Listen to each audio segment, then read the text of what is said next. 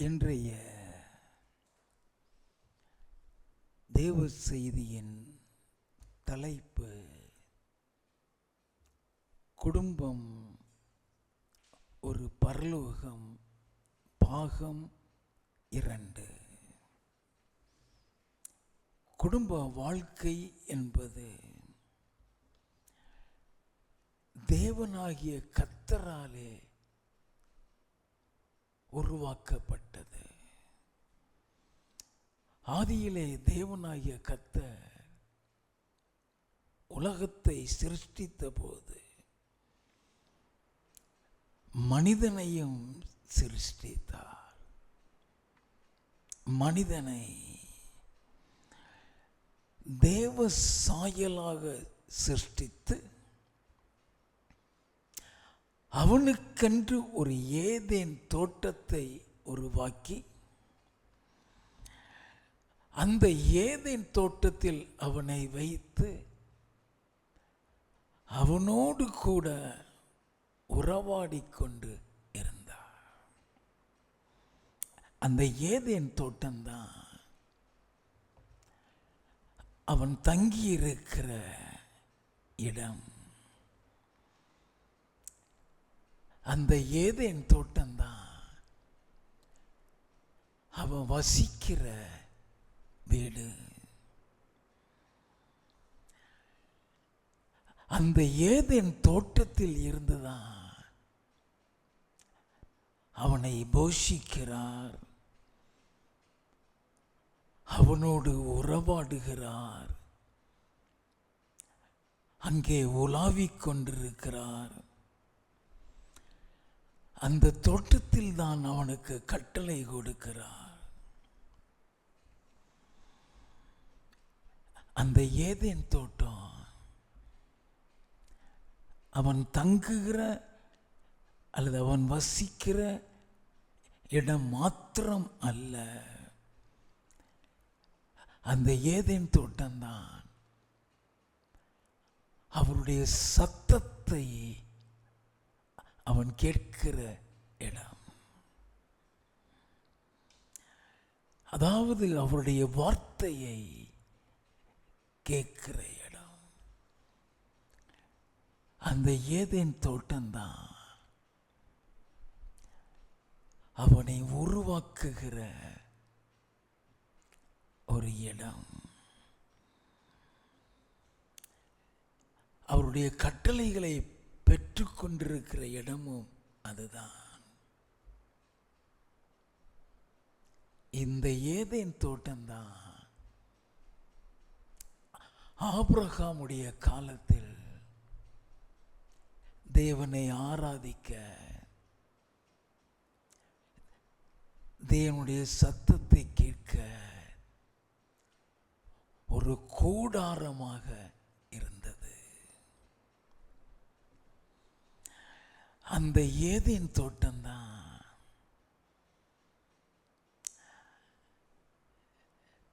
மோசேயினுடைய காலத்தில்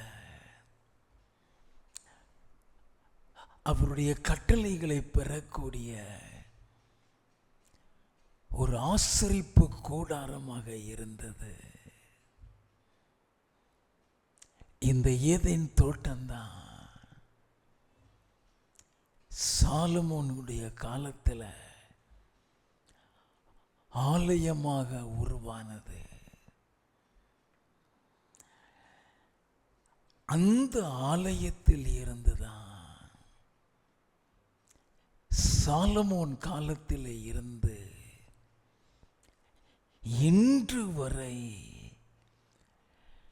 நீங்களும் நானும் அவருடைய வார்த்தையை கேட்டுக்கொண்டிருக்கிறோம். தேவன் தன் மனிதனை தனிமையாக படைத்து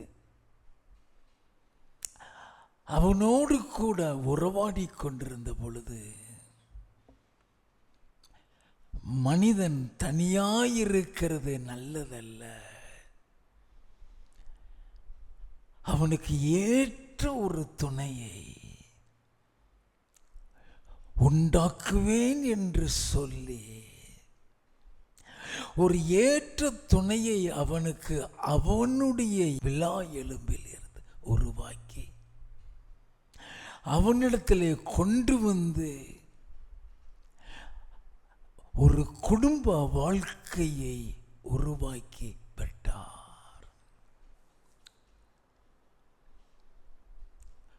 குடும்ப வாழ்க்கை என்பது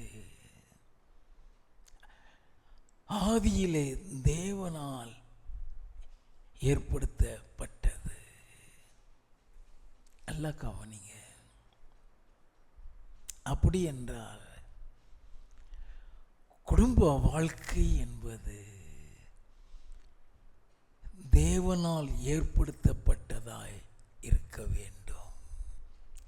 நல்லா கவனிச்சுக்கிடுங்க. அந்த குடும்ப வாழ்க்கை தேவனால் ஏற்படுத்தப்பட்டதாக இல்லாதபடி இவர்களாக தெரிந்து கொண்டு ஒரு குடும்ப வாழ்க்கையை ஏற்படுத்தினார். ஆரம்பம் நன்றாகத்தான் இருக்கும். ஒரு காலகட்டம் வரும் பொழுதுதான் தேவனால் ஏற்படுத்தப்பட்ட குடும்ப வாழ்க்கைக்கும் நாமளாக தெரிந்து கொண்ட குடும்ப வாழ்க்கைக்கும் உள்ள வித்தியாசத்தை காண முடியும். அவனுக்கு ஏற்ற துணையை ஏற்படுத்த வேண்டும் என்று சொல்லிதானே ஏற்படுத்தினார்.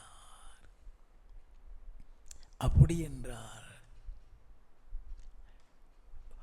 ஒரு நபருக்கு ஏற்ற துணை யார் என்பது அவருக்கு தான் தெரியும். நல்லா கவனித்துக் கொள்ள வேண்டும். நம்முடைய பார்வைக்கு பார்க்கிறவங்கள் எல்லாம் நல்லவர்களாய் தெரிவாங்க. But who is suitable partner for a good family life என்பது அவருக்கு மட்டும்தான் தெரியும். அவரால் ஏற்படுத்தப்பட்ட அந்த குடும்ப வாழ்க்கை என்பது பரலோக குடும்ப வாழ்க்கையாக இருக்க வேண்டும் என்பது தேவனுடைய விருப்பம். நல்லா கவனிக்க வேண்டும். ஏன் மனிதனை அவருடைய சாயலில் சிருஷ்டித்தார்? அதன் நோக்கம் என்ன? நாம் அதை அறிந்து கொள்ள வேண்டும். அதில் ஒரு ரெகக்னிஷன் அல்லது ஐடென்டிஃபிகேஷன் இருக்கிறது. ஆதியாகமம் 1வது அதிகாரம் 1வது வசனமும் 26, 27 வசனமும் வாசிக்க கேட்போம். ஆதியிலே தேவன் வானத்தையும் பூமியையும் சிருஷ்டித்தார். பின்பு தேவன் நமது சாயலாகவும் நமது ரூபத்தின் படியையும் மனுஷனை உண்டாக்குவோமாக, அவர்கள் சமுத்திரத்தின் மச்சங்களையும் ஆகாயத்து பறவைகளையும் மிருக ஜீவன்களையும் பூமி அனைத்தையும் பூமியின் மேல் ஊறும் சகல பிராணிகளையும் ஆளக்கடவர்கள் என்றார். தேவன் தம்முடைய சாயலாக மனுஷனை சிருஷ்டித்தார். அவனை தேவ சாயலாகவே சிருஷ்டித்தார். ஆணும் பெண்ணுமாக அவர்களை சிருஷ்டித்தார். நல்லா கவனிங்க. அந்த தேவ சாயல் சொன்னா மட்டும்தான் அவருடைய பிள்ளை என்று அர்த்தம். நல்லா கவனிங்க. அவரால் அவன் உருவாக்கப்பட்டவன் என்பதை அறிந்து கொள்ளுகிறது. அந்த சாயல்ல தான் இருக்கிறது. நம்ம நல்லா கவனிக்க வேண்டும். ஒரு குழந்தை பிறக்குது. அந்த குழந்தை பிறந்த உடனே அது தகப்பன் ஜாடையா அது தாய் ஜாடையான்னு தான் பார்ப்பாங்க. அந்த ரெண்டு பேருடைய ஜாடை யாராவது ஒருவருடைய ஜாடை இருந்தாதான் அது அவர்களுடைய பிள்ளைன்னு அடையாளம். That is the identification. That is the recognition. எல்லாம் கவனிக்க வேண்டும். பெற்றோருடைய ஜாடையில தான் பிள்ளை இருக்கும். அப்போ அது அவரால் உருவாக்கப்பட்டது. அது அவருடைய பிள்ளை என்பதை அறிந்து கொள்ளுகிறதற்கு அவருடைய ஜாடையில உருவாக்குகிறாரு. ஆதாம் ஏவாளுக்கு குழந்தை பிறக்குது. அது என்ன ஜாடையில பிறந்துச்சு தெரியுமா? ஆதியாகமம் 5வது அதிகாரம் 1 முதல் 3 வசனங்களை வாசிக்க கேட்போம். ஆதாமின் வம்ச வரலாறு. தேவன் மனுஷனை சிருஷ்டித்த நாளிலே அவனை தேவ சாயலாக உண்டாக்கினார். அவர்களை ஆணும் பெண்ணுமாக சிருஷ்டித்து அவர்களை ஆசீர்வதித்து அவர்களை சிருஷ்டித்த நாளிலே அவர்களுக்கு மனுஷர் என்று பெயரிட்டார். ஆதாம் 130 வயதான போது தன் சாயலாக தன் ரூபத்தின்படியே ஒரு குமாரனை பெற்று அவனுக்கு சேத் என்று பெயரிட்டான். அவன் சாயலாக. நல்லா கவனிங்க. ஒரு குடும்பம் எப்படி இருக்க வேண்டும் என்பதற்காக சொல்லிக் கொண்டு வருகிறேன்.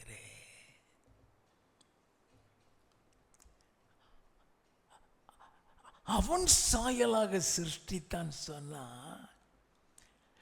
ஆதாம் என்ன சாயல்ல இருந்தான்? தேவ சாயல். ஆதாம் தேவ சாயல்ல உருவாக்கப்பட்டிருக்கிறான். அவன் பிள்ளை அவன் சாயல்ல இருக்கிறான் சொன்னா அவன் பிள்ளையும் தேவ சாயல்.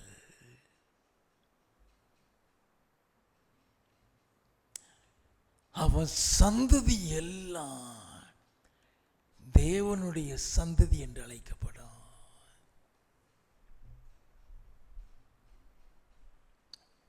ஆண்டவர் விரும்புகிறது அதுதான்.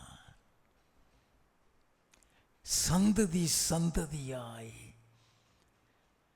அது ஆண்டவருடைய சந்ததின்னு இருக்க வேண்டுமா? சங்கீத புஸ்தகம் 22வது சங்கீதம் 30வது வசனம். ஒரு சந்ததி அவரை சேவிக்கும், தலைமுறை தலைமுறையாக அது ஆண்டவருடைய சந்ததி என்னப்படும். ஒரு சந்ததி அவரை சேவிக்கும், தலைமுறை தலைமுறையாக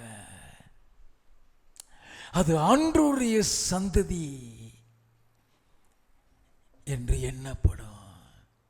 ஆண்டவர் உன்னை தெரிந்து கொண்டாரா? அது உன்னோடு நிற்காது, சந்ததி சந்ததியாய் வரக்கூடியது. எல்லாம் கவனிங்க. தேவ சாயல்ல உருவாக்குறாரு, அதே சாயல்ல பிள்ளையும் பிறக்குது. அது ஆண்டவருடைய சந்ததி என்று எழுதப்படுகிறது. அப்ப என் ஆண்டவர் இயேசு கிறிஸ்து வரும் பொழுது அந்த சாயல்ல இருந்தாதான் அவரோட போக முடியும். அவர் வருகையில் அவருடைய சாயல்ல தான் இருப்போமா? வாசிப்போமா? 1 யோவானின் புஸ்தகம் 3வது அதிகாரம் 1 முதல் 3 வசனங்கள். நாம் தேவனுடைய பிள்ளைகள் என்று அழைக்கப்படுவதினாலே பிதாவானவர் நமக்கு பாராட்டின அன்பு எவ்வளவு பெரிதென்று பாருங்கள். உலகம் அவரை அறியாதபடியினாலே நம்மையும் அறியவில்லை. பிரியமானவர்களே, இப்பொழுது தேவனுடைய பிள்ளைகளாயிருக்கிறோம். இனி எவ்விதமாய் இருப்போம் என்று இன்னும் வெளிப்படவில்லை. ஆகிலும் அவர் வெளிப்படும் போது அவர் இருக்கிற வண்ணமாகவே நாம் அவரை தரிசிப்பதினால் அவருக்கு ஒப்பா இருப்போம் என்று அறிந்திருக்கிறோம்.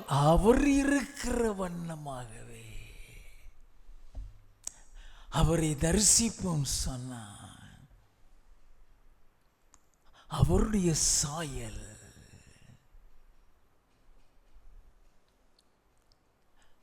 அவருடைய ரூபம், அப்படிதான் நம்ம அவரை பார்க்க முடியுமா? ஆதியிலே தேவன் அவருடைய சாயல்ல எப்படி உருவாக்குனாரு?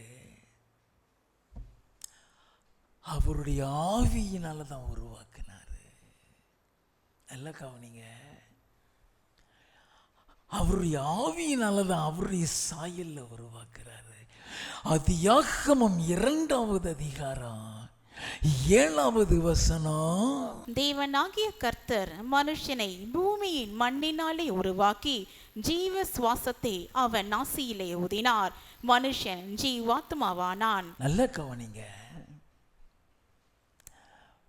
மண்ணினாலே உருவாக்கினாரு. அப்படின்னா நாம மண்ணானவர்கள். நம்ம யாரு? நம்ம மண்ணானவர்கள். இப்போ மண்ணானவர்களுடைய சாயலில் இருக்கிறோம். அங்க போகணும்னா வானவருடைய சாயலுக்கு மாறணும். எப்படி அவர் அவருடைய சுவாசத்தை ஊதி, அதாவது அவருடைய ஆவியினால அவருடைய சாயலுக்கு உருவாக்கினாரோ அதே போல அவருடைய வருகையிலும் ஆவியானவர் மூலமா தான் அவருடைய சாயலுக்கு நம்மளை உருவாக்குவாரா. இதை குறித்து அப்போஸ்தலனாகிய பவுல் கொரிந்தியருக்கு எழுதின நிருபத்தில் பியூட்டிஃபுல்லாக எழுதுகிறார். 1 கொரிந்தியரின் புஸ்தகம் 15வது அதிகாரம் 49 முதல் 51 வசனங்களை வாசிக்க கேட்போம். மேலும் மண்ணானவனுடைய சாயலை நாம் அணிந்திருக்கிறது போல வானவருடைய சாயலையும் அணிந்து கொள்வோம்.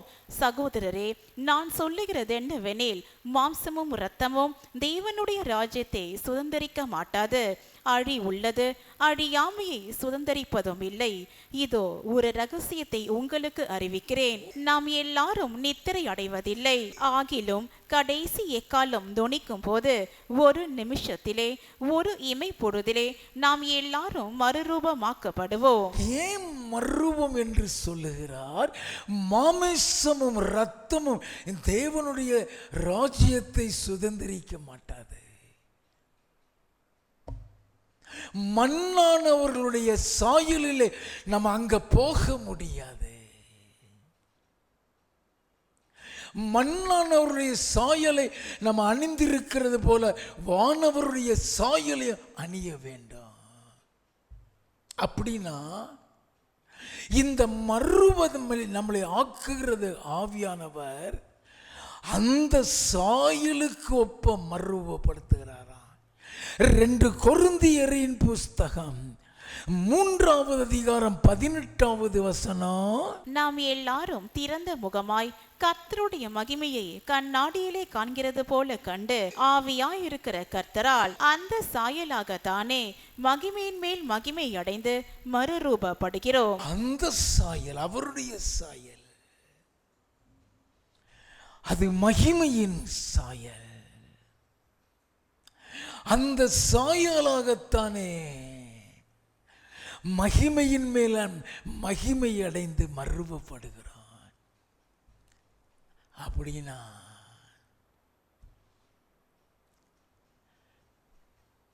நம்மளை ரட்சித்தவர் இயேசு. அவருடைய சாயலுக்கு நம்மளை மாற்றி மறுரூபப்படுத்துவாரா. பிலிப்பியரின் புஸ்தகம் 3வது அதிகாரம் 20வது 21வது வசனம். நம்முடைய குடியிருப்போ பரலோகத்தில் இருக்கிறது. அங்கே இருந்து கர்த்தராய் இருக்கிற இயேசு கிறிஸ்து என்னும் இரட்சகர் வர எதிர்பார்த்து கொண்டிருக்கிறோம். அவர் எல்லாவற்றையும் தமக்கு கீழ்ப்படுத்திக் கொள்ளத்தக்க தம்முடைய வல்லமையான செயலின்படியே. அந்த தம்முடைய வல்லமையான செயல் சொல்லுகிறாரே, அது ஆவியானவரை குறிக்கிறது. தம்முடைய வல்லமையான செயலின்படியே நம்முடைய அற்பமான சரீரத்தை தம்முடைய மகிமையான சரீரத்திற்கு ஒப்பாக மறுரூபப்படுத்துவார். அவருடைய சரீரத்துக்கு ஒப்பாக மறுரூபப்படுத்துகிறார். நல்ல கவனிங்க. அவருடைய வருகையில நீ மறுரூபமாகிதான் ஆக வேண்டும். அவருடைய சாயல்ல தான் அங்க போக முடியும். அதைத்தானே 1 யோவான் 3:2 வாசித்தோம். அவர் வெளிப்படும் போது அவர் இருக்கிற வண்ணமாகவே நாம் அவரை தரிசிப்பதினால் அவருக்கு ஒப்பாய் இருப்போம். அப்படின்னா நீ பரலோகத்தில் அவருடைய சாயல்ல நீ மாறணும்னா உன் குடும்பம் ஒரு பரலோக குடும்பமாய் இருக்க வேண்டும். நல்லா கவனிங்க. அது ஆண்டவருடைய விருப்பம். நம்ம குடும்பம் பரலோகமார். ஏன்னா ஆதியில அவர் ஆதாம் ஏவாள் ஏற்படுத்தின பொழுது அந்த குடும்பம் பரலோகமாக தான் இருந்துச்சு. ஆதியாகமம் 3:8 நம்ம வாசித்தமே, பகலிலே குளிர்ச்சியான வேளையிலே தோட்டத்தில் உலாவுகிற தேவனாய கர்த்தருடைய சத்தத்தை கேட்டார்கள் என்று சொல்லிதானே பார்த்தோம். அவருடைய சத்தத்தை கேட்க வேண்டும். சொல்லிக் கொடுப்பாரு. அவருடைய வசனத்தின்படி நம்ம நடக்கும் பொழுது எல்லாருக்கும் சொல்லிக் கொடுப்பாரு எப்படி இருக்க வேண்டும். தோட்டத்தில் உலாவுகிற தேவனுடைய சத்தத்தை கேட்கிறாங்கன்னு சொன்னா அந்த ஆதாமுடைய குடும்பம் எத்தனை பரலோக குடும்பமாய் இருந்திருக்க வேண்டும். எத்தனை மகிழ்ச்சியாக இருந்திருக்க வேண்டும். ஆதாமுக்கு கட்டளை கொடுக்கிறாரு.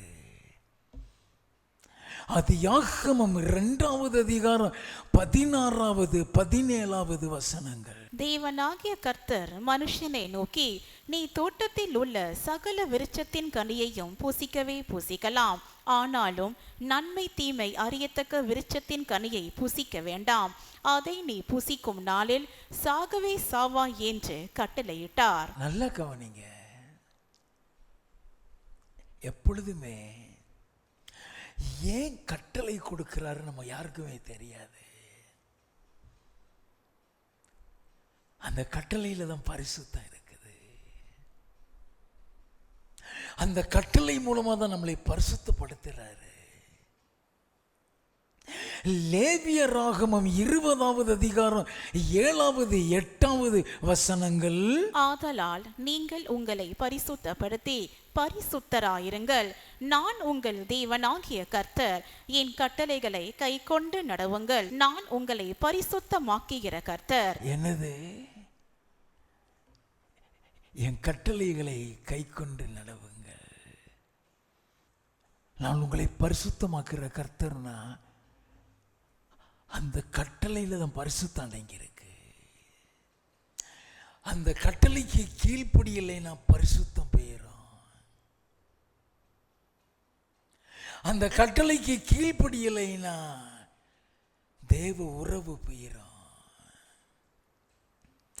அந்த கட்டளைக்கு கீழ்ப்படியலைன்னா ஆசீர்வாதம் போயிடும்.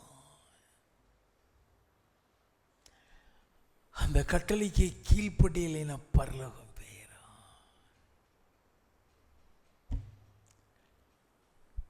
இது அத்தனையும் பிசாசுக்கு தெரியும். நல்ல கவனிங்க, இது அத்தனையும் பிசாசுக்கு தெரியும். அப்படின்னா இந்த ஆதாம் ஏவாளுடைய மகிழ்ச்சியான குடும்பத்தை நாசமாக்கணும்னா கட்டளைக்கு கீழ்ப்படியாம ஆக்கினாதான் முடியும்.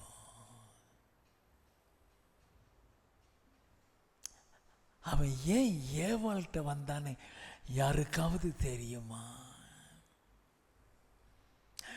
1 பேதுரு 3வது அதிகாரம் 7வது வசனத்திலே மனைவியானவள் பலவீனமான பாண்டம்னு எழுதப்பட்டிருக்கிறது. பலவீனமான பாண்டம், சீக்கிரம் ஏமாத்திரலாம். நல்லா கவனிங்க, அவனுக்கு தெரியும் மனைவி சொல்ல ஆதாம் தட்ட மாட்டான்னு தெரியும். ஒரே சரீரம் தானே, அது கணவன் மனைவிக்கு இருக்கிற அன்பை குறிக்கிறது. நல்லா கவனிங்க, ஆதாமும் ஏவாளும் அவ்வளவு தேவனால் தேவ சாயலில் தேவ ஆவியில் உருவாக்கப்பட்டிருந்தா எத்தனை அன்புள்ளவங்களா இருந்திருப்பாங்க. யோசித்தமா? ஏவாளும் சரி ஆதாமும் சரி ஒருத்தருக்கு ஒருத்தர் கொடுக்காம சாப்பிட மாட்டாங்க. அது கணவன் மனைவிட்டு இருக்கிற அன்பு. அது பிசாசுக்கு தெரியும், அது பிசாசுக்கு தெரியும். இவளை சாப்பிட சொன்னா போதும், அவன்கிட்ட கொடுக்காம சாப்பிட மாட்டான், அவன்கிட்ட கொடுப்பா. அவன் சாப்பிட்டா தான் மேட்டரே இருக்குது. ஆதியாகமம் 3வது அதிகாரம் 6வது வசனம். அப்பொழுது ஸ்திரீயானவள் அந்த விருட்சம் புசிப்புக்கு நல்லதும் பார்வைக்கு இன்பமும் புத்தியை தெளிவிக்கிறதற்கு இச்சிக்கப்படத்தக்க விருட்சமுமா இருக்கிறது என்று கண்டு அதன் கனியை பறித்து புசித்து தன் புருஷனுக்கும் கொடுத்தாள். நல்ல கவனிங்க,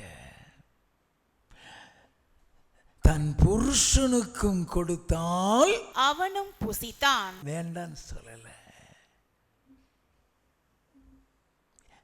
எப்படி வந்துச்சு, எங்க வந்துருச்சுன்னு கூட விசாரிக்கல. அவ கொடுத்தா நல்லதான் கொடுப்பா. நல்ல கவனிங்க, பிசாசுடைய தந்திரம் யாருமே அறிய மாட்டாங்க. அதனாலதான் அவனை தந்திரசாலின்னு அதில் எழுதப்பட்டிருக்கிறது. சாப்பிட்டாங்க, தேவ சாயல் போய்விட்டது.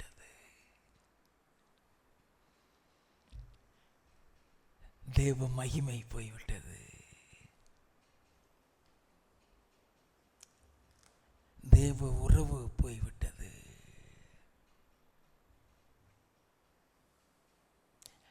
ஏதேன் தோட்டம் போய்விட்டது.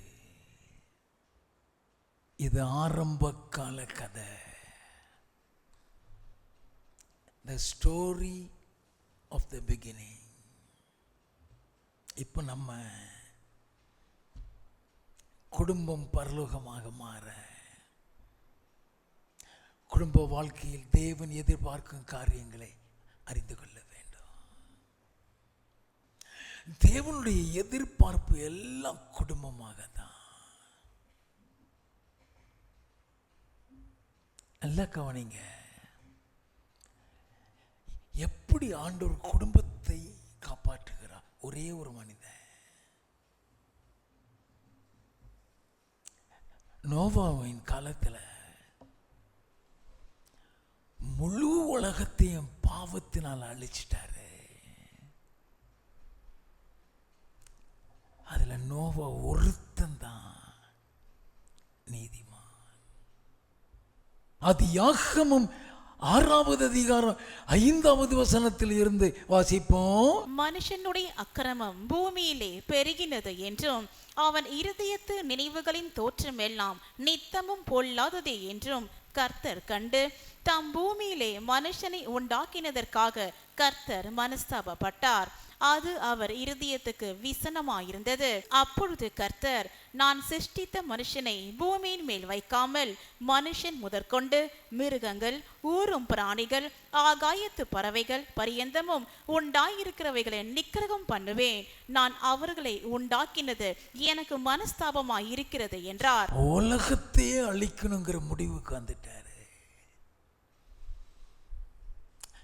ஒரே ஒருத்தன் அப்படியே கண்களில் கிருபை கிடைக்குது. வாசியம் தொடர்ந்து.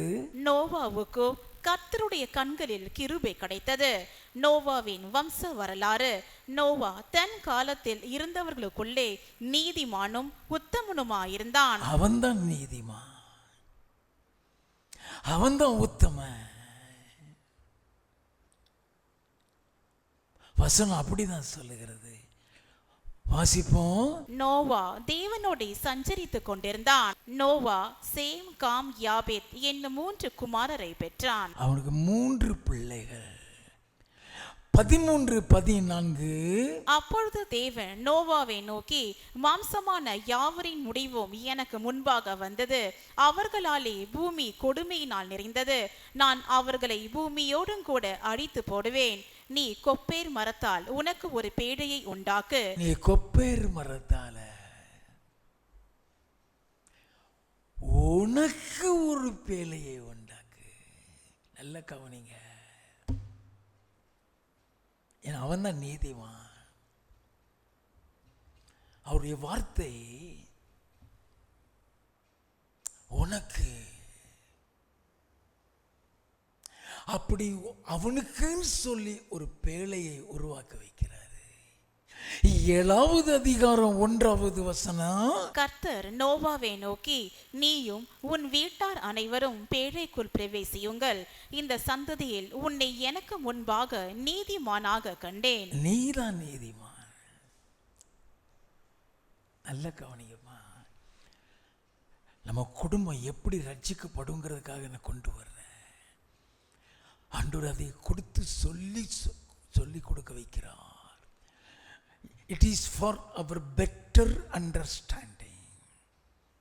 ஆண்டவர் சொல்றாரு, நீயும் உன் வீட்டார் அனைவரும் பிழைக்குள் நுழைங்க.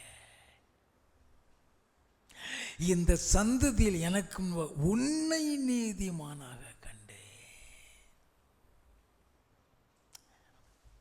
உங்களை தான் தெரிந்து கொள்றாரு. உங்க மூலம் உங்க முழு குடும்பத்தையும் பாதுகாப்பாரு. உங்க மூலம் உங்க முழு குடும்பத்தையும் ரட்சிக்கப்பட வைப்பாரு. அது சொல்றதுக்கு தான் ஆண்டவர் விளக்கி கொடுக்கிறாரு. 5வது வசனத்தில் இருந்து. நோவா தனக்கு கர்த்தர் கட்டளையிட்டபடி எல்லாம் செய்தான். ஜல பிரளயம் பூமியின் மேல் உண்டான போது நோவா 600 வயதாயிருந்தான். ஜல பிரளயத்துக்கு தப்பும்படி நோவாவும் அவனுடனே கூட அவன் குமாரரும் அவன் மனைவியும் அவன் குமாரரின் மனைவிகளும் பேழைக்குள் பிரவேசித்தார்கள். அவன் குமாரரின் மனைவிகளும் பேழைக்குள் பிரவேசித்தார்கள். வசனம் என்ன அழகாக ஆண்டவர் சொல்லி கொடுக்கிறாரு. அவன் ஒருத்தந்தான்.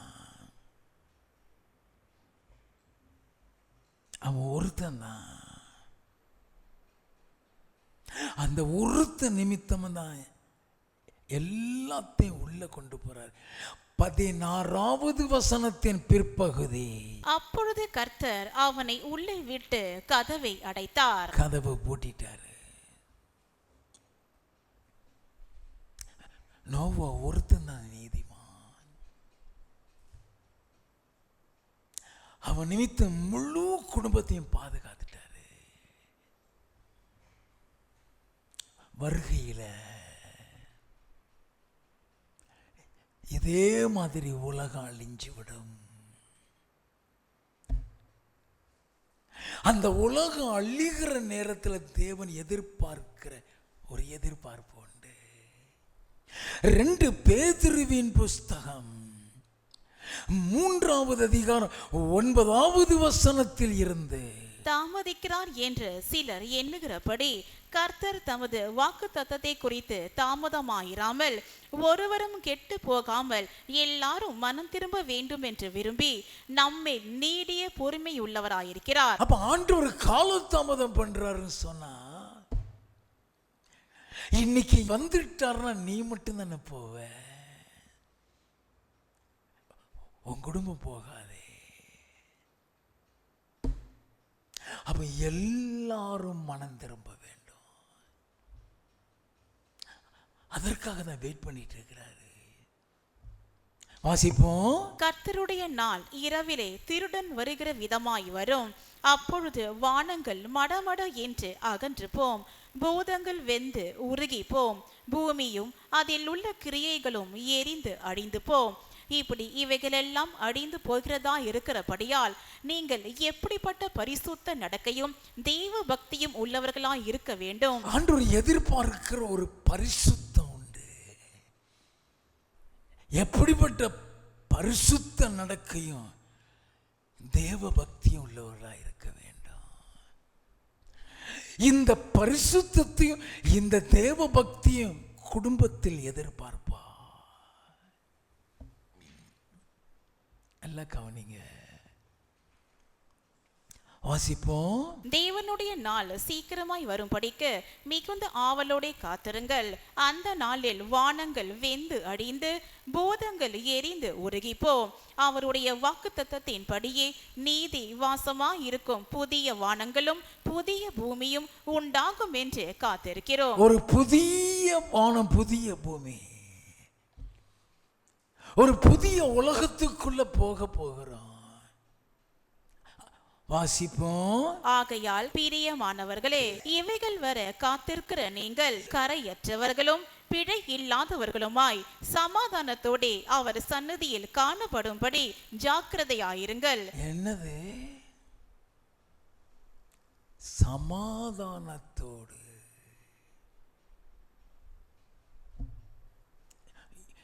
You must have peace in your heart as well as peace with others. சமாதானம் சொல்றது உன் இருதயத்திலே அந்த சமாதானம் இருக்கணும். What does it mean? Peace in heart. Your heart should not be defiled by any means. எந்த காரணத்தினாலும் உன்னுடைய இருதயம் கரைபட்டு விடக்கூடாது. நல்லா கவனிங்க. நீ யாரோட சமாதானம் இல்லாட்டாலும் வசனத்தின்படி பரலோகம் போக முடியாது.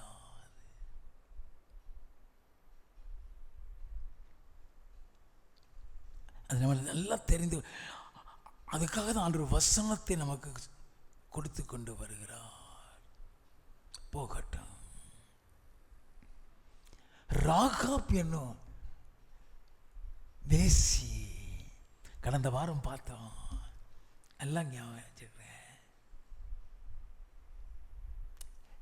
ஏன் அந்த வேசியை காப்பாத்தினாரு? அவ குடும்பத்தை காப்பாத்தினாரு. கடந்த வாரம் அவங்கள அவ காட்டி கொடுக்காம பத்திரமா வச்சிருந்தா, அதனால காப்பாத்தினாருன்னு பார்த்தோம். ஆனா வசனம் என்ன சொல்லுகிறது?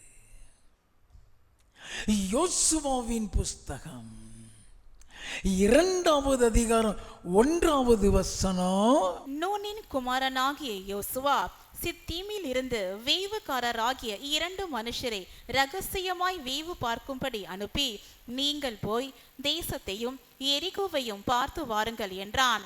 அவர்கள் போய் ராகாப் என்னும் பெயர் கொண்ட வேசியின் வீட்டுக்குள் பிரவேசித்து அங்கே தங்கினார்கள். அங்க தங்கிட்டாங்க. 8வது வசனத்தில் இருந்து, அந்த மனுஷர் படுத்துக் கொள்ளும் முன்னே அவள் வீட்டின் மேல் அவளிடத்திற்கு ஏறி போய், நல்ல கவனிங்க, the reason for protecting her family, அதுதான் இந்த வசனம். வாசிப்போம். கர்த்தர் உங்களுக்கு தேசத்தை ஒப்பு கொடுத்தார் என்றும், உங்களை பற்றி எங்களுக்கு திகில் பிடித்திருக்கிறது என்றும், உங்களை குறித்து தேசத்து குடிகள் எல்லாரும் சோர்ந்து போனார்கள் என்றும் அறிவேன். நீங்கள் எகிப்தில் இருந்து புறப்பட்ட போது கர்த்தர் உங்களுக்கு முன்பாக சிவந்த சமுத்திரத்தின் தண்ணீரை வற்றி போக பண்ணினதையும், நீங்கள் யோர்தானுக்கு அப்புறத்தில் சங்காரம் பண்ணின எமோரியரின் 2 ராஜாக்கள் ஆகிய சீகோனுக்கும் ஓகுக்கும் செய்ததையும் கேள்விப்பட்டோம். இதெல்லாம் அவருடைய அற்புதங்களை கேள்விப்பட்டதை சொல்றா. வாசிப்போம். கேள்விப்பட்ட போது எங்கள் இருதயம் கரைந்து போயிற்று, உங்களாலே எல்லாருடைய தைரியமும் அற்று போயிற்று. உங்கள் தேவனாகிய கர்த்தரே உயர வானத்திலும் கீழே பூமியிலும் தேவனானவர். உங்கள் தேவனானவரே உயர வானத்திலும் கீழே பூமியிலும் தேவன் ஐயா. The faith, her faith upon the Lord, she has confessed that faith that he is the Lord. யாத்திராகமம் 20வது அதிகாரத்தில் கட்டளைகள் கொடுத்த போது அவர் சொன்ன முதல் வார்த்தை, என்னை அன்றி உனக்கு வேறே தேவர்கள் உண்டாயிருக்க வேண்டாம். அவர்தான் என் தெய்வம். அந்த ஃபெய்த் அவளுடைய குடும்பத்தை காப்பாற்ற. 17வது வசனம். அப்பொழுது அந்த மனுஷர் அவளை நோக்கி, இதோ நாங்கள் தேசத்துக்குள் பிரவேசிக்கும் போது நீ இந்த சிவப்பு நூல் கயிற்று எங்களை இறக்கிவிட்டு ஜன்னலிலே கட்டி உன் தகப்பனையும் உன் தாயையும் உன் சகோதரர்களையும் உன் தகப்பன் குடும்பத்தார் அனைவரையும் உன்னிடத்தில் உன் வீட்டிலே சேர்த்துக்கொள். எல்லாத்தையும் ஒன்றை சேர்த்துக்கோ. ஒருத்தி தாங்க.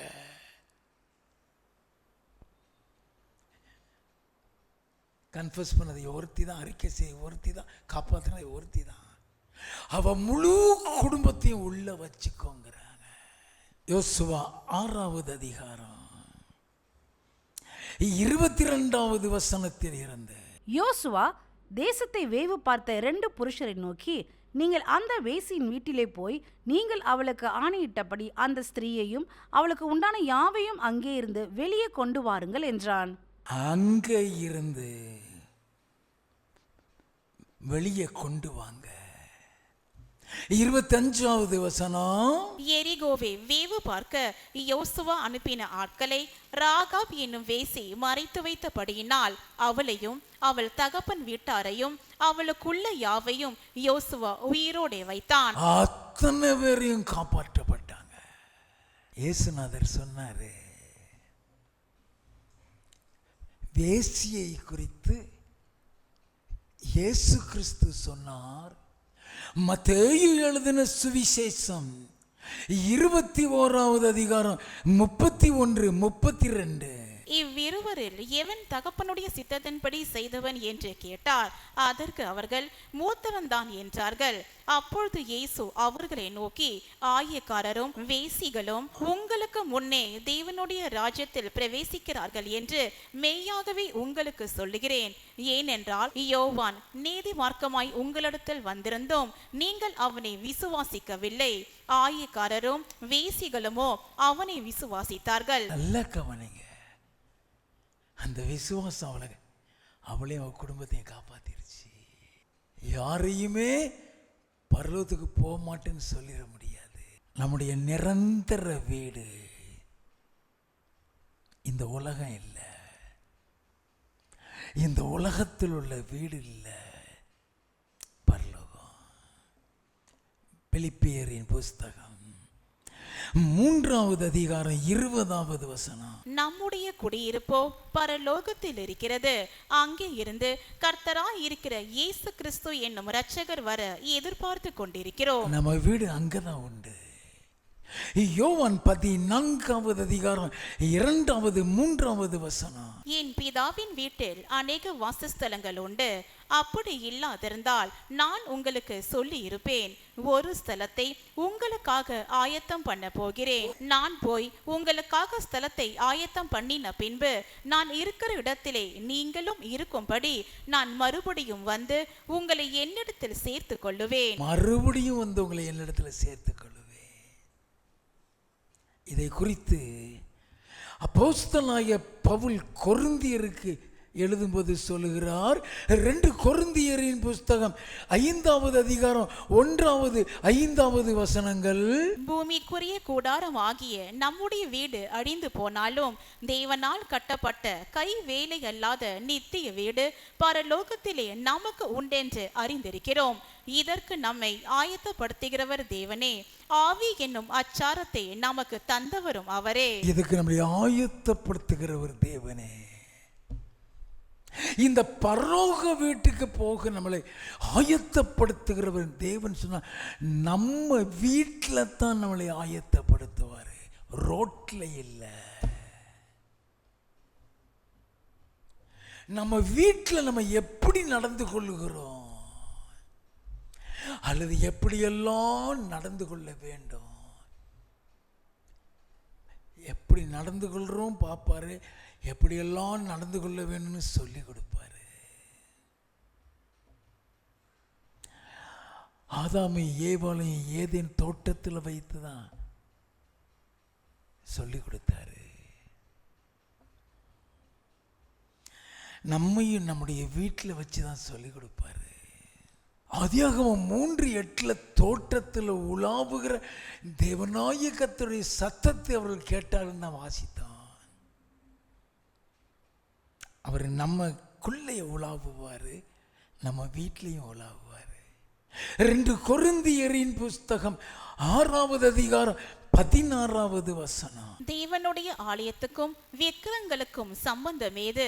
நான் அவர்களுக்குள்ளே வாசம் பண்ணி அவர்களுக்குள்ளே உலாவி அவர்கள் தேவனாயிருப்பேன், அவர்கள் என் ஜனங்களாய் இருப்பார்கள் என்று தேவன் சொன்னபடி நீங்கள் ஜீவனுள்ள தேவனுடைய ஆலயமாய் இருக்கிறீர்களே. தேவன் நமக்குள்ள வாசமாய் இருந்தால் மட்டுமே நம்முடைய வீட்லையும் வாசமா இருப்பாரு. நீ அவரை தூக்கி தூர போட்டுட்டீங்க, உன் வீட்டுக்குள்ள வர மாட்டாரு. அப்படின்னா அவர் நமக்குள்ள வாசமாய் இருக்க வேண்டும். அவர் நம்ம வீட்டில் வாசமாய் இருக்க வேண்டும். நம்ம வீட்டில் வாசமாய் இருக்க அவர் எதிர்பார்க்கிற ஒரு பரிசுத்தம் உண்டு. நல்லா கவனிங்க. நமக்கு எதுதான் பரிசுத்தம்னே நமக்கு தெரியாது. நம்ம வீட்டில் அவர் வந்து வாசம் பண்ண அவர் எதிர்பார்க்கிற ஒரு பரிசுத்தம் உண்டு. எபிரேயரின் புஸ்தகம் 12வது அதிகாரம் 14வது வசனம். யாவரோடும் சமாதானமாய் இருக்கவும் பரிசுத்தம் உள்ளவர்களாய் இருக்கவும் நாடுங்கள், பரிசுத்தம் இல்லாமல் ஒருவனும் கர்த்தரை தரிசிப்பதில்லையே. யாவரோடும் சமாதானமாய் இருக்கவும் பரிசுத்தமாய் இருக்கவும் நாடு. ரெண்டும் ஒரே சென்டென்ஸ்ல இருக்கு, ஃபுல் ஸ்டாப் கிடையாது. மற்றவர்களோடு கூட இருக்கிற சமாதானத்தில் பரிசுத்தம் உண்டு. நல்லா கவனிங்க. இப்போ தான் நம்ம குடும்ப வாழ்க்கைக்குள்ள வருகிறோம். It's very important. ரோமரின் புஸ்தகம் 12வது அதிகாரம் 18வது வசனம். கூடுமானால் உங்களான மட்டும் எல்லா மனுஷரோடும் சமாதானமாயிருங்கள். எல்லா மனுஷரோடும். நீ மூஞ்ச தூக்கிட்டு போயிட்டினாலே பரலோகத்தை இழந்துருவாய். நல்லா கவனிங்க. இயேசு சொன்னார், மார்க்கு எழுதின சுவிசேஷம் 9வது அதிகாரம் 50வது வசனத்தின் பிற்பகுதி. ஒருவரோடொருவர் சமாதானம் உள்ளவர்களாயும் இருங்கள் என்றார். ஒருவரோடொருவர் சமாதானம் உள்ளவர்களாயிருங்க. யாவரோடும் சமாதானமாக ஒற்றுமையாக இருப்பதில் பரலோகத்தை சுதந்திரிக்கிற பரிசுத்தம் இருக்கிறது. நல்ல கவனிங்க. இயேசு கிறிஸ்து தம்முடைய சீஷர்களுக்காக பிதாவை நோக்கி ஜெபிக்கிறார். அந்த ஜெபம்தான் யோவான் 17வது அதிகாரம். அந்த ஜெபத்துல அவர் ஜெபிக்கிற ஒரு முக்கியமான பகுதியை நாம் வாசிப்போமே. யோவான் எழுதின சுவிசேஷம் 17வது அதிகாரம் 11வது வசனம். நான் இனி உலகத்தில் இரேன், இவர்கள் உலகத்தில் இருக்கிறார்கள், நான் உம்மிடத்திற்கு வருகிறேன். பரிசுத்த பிதாவே, நீர் எனக்கு தந்தவர்கள் நம்மை போல் ஒன்றாய் இருக்கும்படிக்கு நீர் அவர்களை உம்முடைய நாமத்தினாலே காத்துக்கொள்ளும். உம்முடைய நாமத்தினால் காத்துக்கொள்ளும் ஆண்டவரே. நல்லா கவனிங்க. ஒற்றுமைக்காக, ஒருமனப்பாட்டுக்காக ஜெபிக்கிறாரு. 20வது வசனத்தில் இருந்து, நான் இவர்களுக்காக வேண்டிக் கொள்ளுகிறதும் அல்லாமல் இவர்களுடைய வார்த்தையினால் என்னை விசுவாசிக்கிறவர்களுக்காகவும் வேண்டிக் கொள்ளுகிறேன். அப்ப ரட்சிக்கப்பட்ட ஒவ்வொருவருக்காகவும் அந்த ஜெபம், உங்களுக்காக எனக்காக அந்த ஜெபம். என்ன ஜெபம் அது?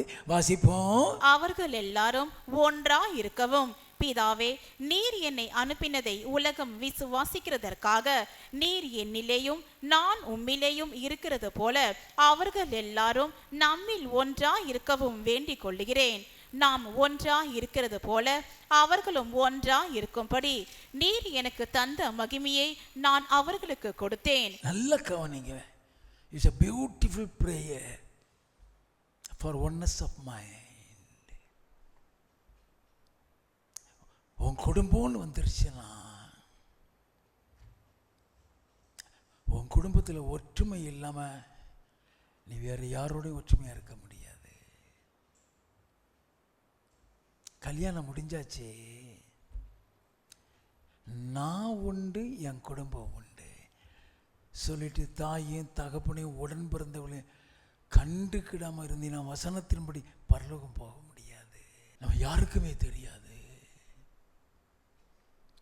அவருடைய எதிர்பார்ப்பு ஒற்றுமை.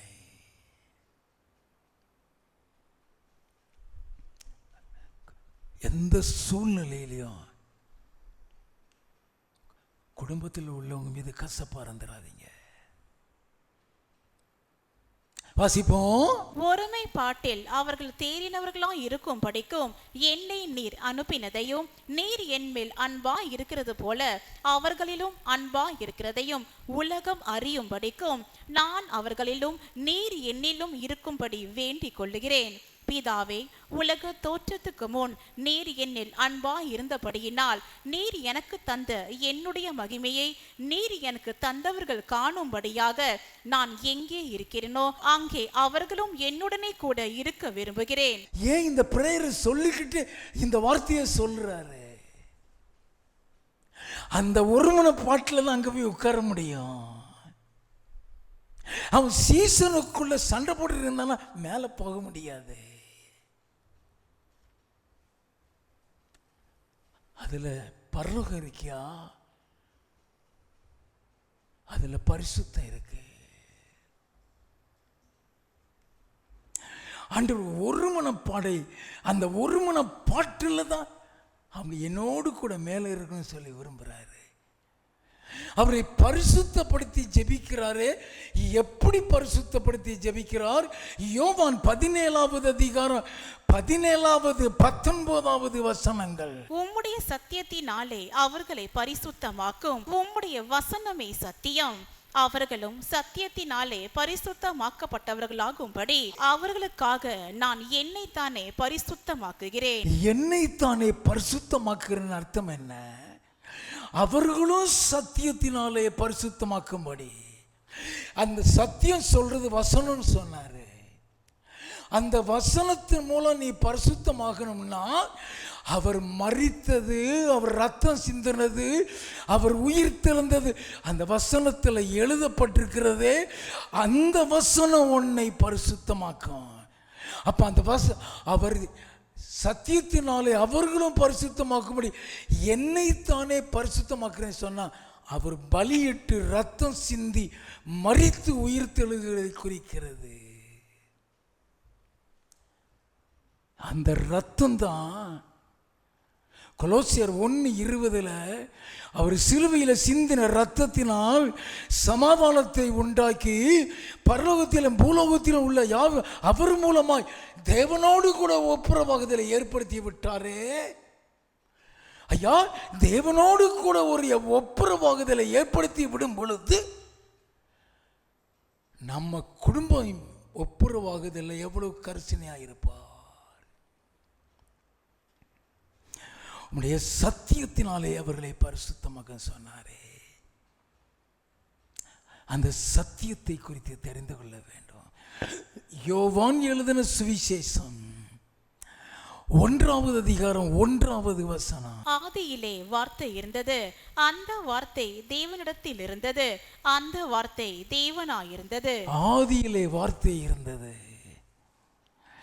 அந்த வார்த்தை தேவனிடத்தில் இருந்தது, அந்த வார்த்தை தேவனாய் இருந்தது. அவர் ஆதியிலே தேவனோடு இருந்தார். அவர் ஆதியிலே தேவனோடு இருந்தார். 14வது வசனம்.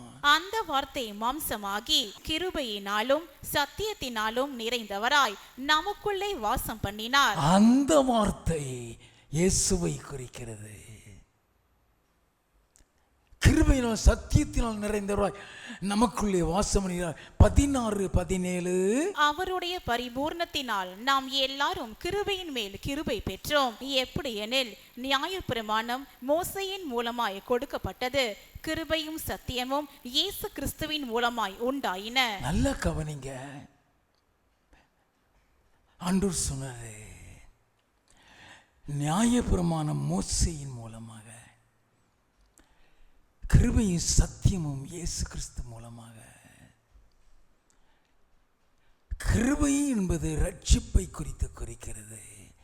அவருடைய பரிபூர்ணத்தினால் நம்ம எல்லாரும் கிருபையின் மேல் கிருபை பெற்று எழுதப்பட்டிருக்கிறது. அந்த கிருபைங்கிறது ரட்சிப்பு.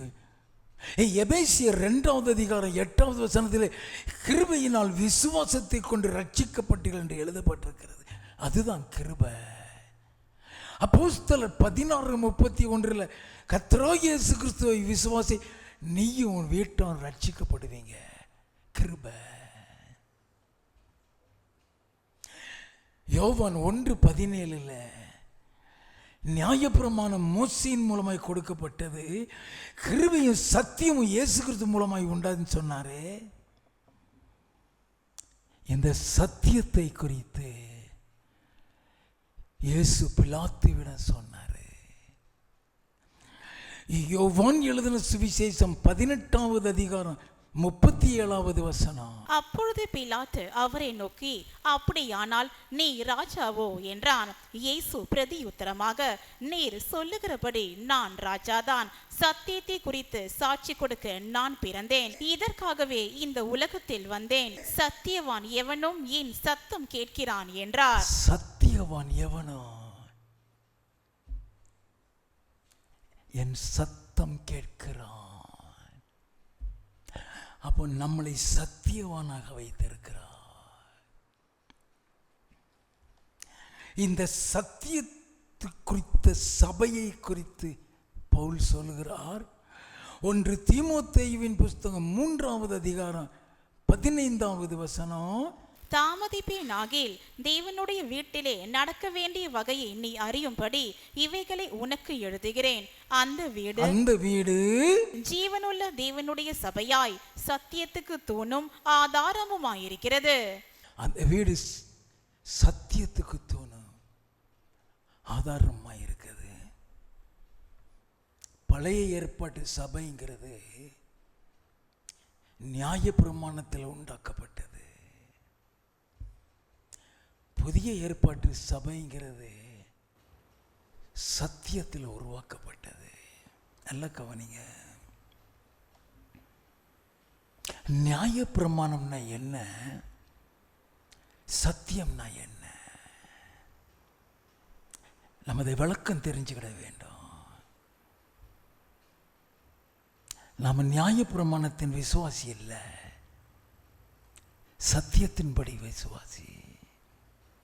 அப்ப நியாயப்பிரமாணம்னா என்ன, சத்தியம்னா என்ன? யாத்திராகமம் 20வது அதிகாரம் 13வது வசனம். கொலை செய்யாதிருப்பாயாக. நல்ல கவனிங்க. கொலை செய்யாதிருப்பாயாக. அடுத்த வசனம், விபச்சாரம் செய்யாதிருப்பாயாக. விபச்சாரம் செய்யாதிருப்பாயாக. அடுத்த வசனம், களவு செய்யாதிருப்பாயாக. இது எல்லாம் நியாயப்பிரமாணம் ஐயா. சத்தியம்னா என்னது? கொலை செய்யாதிருப்பாக சொல்லப்பட்டிருக்கிறது. அந்த நியாயப்பிரமாணத்துக்கும் இன்னைக்கு உள்ள சத்தியத்துக்கும் உள்ள வித்தியாசம் என்ன? மத்தேயு எழுதின சுவிசேஷம் 5வது அதிகாரம் 20வது 21வது வசனங்கள். வேத பாரகர் பரிசேயர் என்பவர்களுடைய நீதியிலும் உங்கள் நீதி அதிகமாக இராவிட்டால் பரலோக ராஜ்யத்தில் பிரவேசிக்க மாட்டீர்கள் என்று உங்களுக்கு சொல்லுகிறேன். இயேசு சொன்னாரு, வேத பாரகர் பரிசேயருடைய நீதியிலும் உன் நீதி, அவங்களுடைய பரிசுத்தத்திலும் உன்னுடைய பரிசுத்தம் அதிகமாக இராவிட்டால் நீ தேவனுடைய ராஜ்யத்தில் பிரவேசிக்க மாட்டேன்னு சொன்னாரு. வாசிப்போம். கொலை செய்யாதிருப்பாயாக என்பதும் கொலை செய்கிறவன் நியாய தீர்ப்புக்கு ஏதுவா இருப்பான் என்பதும் பூர்வத்தாருக்கு உரைக்கப்பட்டதென்று கேள்விப்பட்டிருக்கிறீர்கள். அதுதான் நியாயப்பிரமாணம். அவர் சத்தியத்தை சொல்றாரு. நான் உங்களுக்கு சொல்லுகிறேன் சொல்ல. வாசிப்போம். நான் உங்களுக்கு சொல்லுகிறேன், தன் சகோதரனே நியாயம் இல்லாமல் கோபித்துக் கொள்பவன் நியாய தீர்ப்புக்கு ஏதுவாயிருப்பான். சகோதரனை நியாயம் இல்லாமல் கோபித்துக் கொள்கிறவன் நியாய தீர்ப்புக்கு ஏதுவாயிருப்பான். அங்க கொலை செஞ்சாதான் நியாய தீர்ப்பு, இங்க கோபப்பட்டினாலே நியாய தீர்ப்பு. வாசிப்போம். தன் சகோதரனை வீணன் என்று சொல்லுகிறவன் ஆலோசனை சங்க தீர்ப்புக்கு ஏதுவாயிருப்பான். கொலை செஞ்சாதான் அங்க நியாய தீர்ப்பு. ஒருத்தரை பார்த்து நீ யூஸ்லெஸ்னு சொல்லிட்டீனாலே நியாய தீர்ப்பு உண்டு. வாசிப்போம். மூடனே என்று சொல்லுகிறவன் எரி நரகத்துக்கு ஏதுவாயிருப்பான். முட்டாள்னு சொல்லிட்டீனா நரகம். இதான் சத்தியம். நல்லா கவனிங்க. சத்தியத்தை குறித்து நமக்கு சொல்லிக் கொடுக்கிறாரு. நாம் நல்லா தெரிந்து கொள்ள வேண்டும். எது நியாயப்பிரமாணம், இது சத்தியம். மத்தேயு 5வது அதிகாரம் 27வது 28வது வசனம். விபச்சாரம் செய்யாதிருப்பாயாக என்பது பூர்வத்தாருக்கு உரைக்கப்பட்டதென்று கேள்விப்பட்டிருக்கிறீர்கள். நான் உங்களுக்கு சொல்லுகிறேன், ஒரு ஸ்திரீயை இச்சையோடு பார்க்கிற எவனும் தன் இருதயத்தில் அவளோடு விபச்சாரம் செய்தாயிற்று. இது பழைய ஏற்பாட்டில் கிடையாது.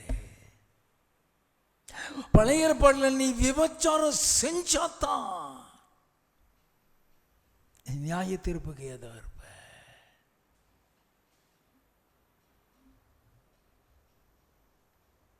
ஆனா புதிய ஏற்பாட்டில் இச்சையோட பார்த்துட்டினாலே நீ விபச்சாரம் செய்து விட்டாய். புரியுதா? எது நியாயப்பிரமாணம்? மத்தேயு 5வது அதிகாரம் 38 39.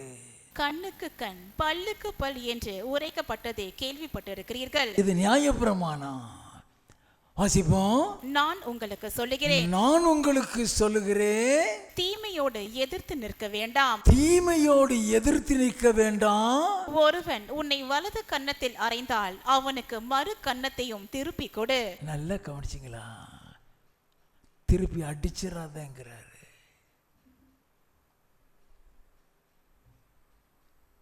மத்தேயு 5வது அதிகாரம் 43, 44. உனக்கடுத்தவனை சிநேகித்து உன் சத்துருவை பகைப்பாயாக என்று சொல்லப்பட்டதை கேள்விப்பட்டிருக்கிறீர்கள். நான் உங்களுக்கு சொல்லுகிறேன், உங்கள் சத்துருக்களை சிநேகியுங்கள், உங்களை சபிக்கிறவர்களை ஆசீர்வதியுங்கள், உங்களை பகைக்கிறவர்களுக்கு நன்மை செய்யுங்கள், உங்களை நிந்திக்கிறவர்களுக்காகவும் உங்களை துன்பப்படுத்துகிறவர்களுக்காகவும் ஜெபம் பண்ணுங்கள். இப்படி செய்வதினால் நீங்கள் பரலோகத்தில் இருக்கிற உங்கள் பிதாவுக்கு புத்திரராயிருப்பீர்கள். நல்லா கவனிக்க வேண்டும். இதுதான் புதிய ஏற்பாட்டின் சத்தியம்.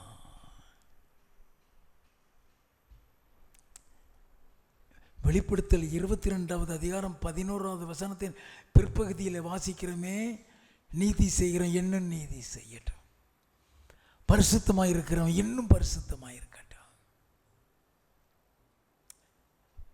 பழைய ஏற்பாட்டின் பரிசுத்தத்துக்கும் புதிய ஏற்பாட்டின் உள்ள பரிசுத்தத்துக்கும் வித்தியாசம் என்னன்னா,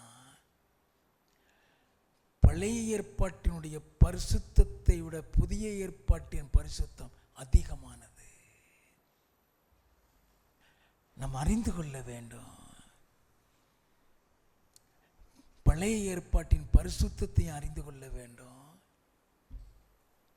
புதிய ஏற்பாட்டின் பரிசுத்தத்தை அறிந்து கொள்ள வேண்டும். எதற்காக இயேசு சிலுவையில் அறையப்பட்டார்? ஏன் ரத்தம் சிந்தி அந்த ரத்தத்தின் மூலம் நமக்கு ஒரு பரிசுத்தத்தை கொடுத்தார். அப்ப நம்முடைய குடும்பம் எப்படி இருக்க வேண்டும் என்று அவர் விரும்புகிறார்.